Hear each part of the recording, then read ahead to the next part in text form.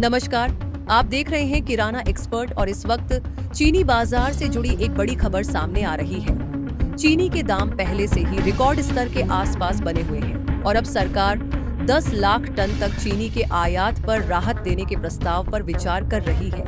अगर सरकार की ओर से आयात को मंजूरी मिलती है तो आने वाले समय में घरेलू बाजार में चीनी की उपलब्धता बढ़ सकती है और इसका सीधा असर कीमतों पर देखने को मिल सकता है। फिलहाल दिल्ली में चीनी का हाजिर भाव करीब 6,100 से 6,200 रुपये प्रति क्विंटल के रिकॉर्ड स्तर पर बताया जा रहा है। त्योहारी सीजन जैसे जैसे नजदीक आएगा वैसे वैसे चीनी की मांग बढ़ने की संभावना है।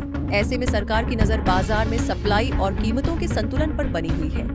खबर के मुताबिक सरकार एक 100% आयात टैक्स में कटौती करके अक्टूबर तक 10 लाख टन चीनी मंगाने की छूट देने के विकल्प पर विचार कर रही है। हालांकि अंतिम फैसला आने के बाद ही तस्वीर पूरी तरह साफ होगी। अगर आयात खुलता है तो बाजार में विदेशी चीनी की अतिरिक्त सप्लाई आ सकती है। इससे घरेलू बाजार में चीनी की तंगी कुछ कम हो सकती है और कीमतों पर नरमी का दबाव बन सकता है। वहीं अगर आयात नहीं खुलता और त्योहारी मांग तेज रहती है तो ऊंचे भाव कुछ समय और बने रहने की संभावना रहेगी। अब सवाल यह है कि व्यापारियों और किराना दुकानदारों को क्या करना चाहिए। इस समय केवल रिकॉर्ड भाव देखकर कई महीनों का बड़ा स्टॉक बनाने से बचना बेहतर रहेगा।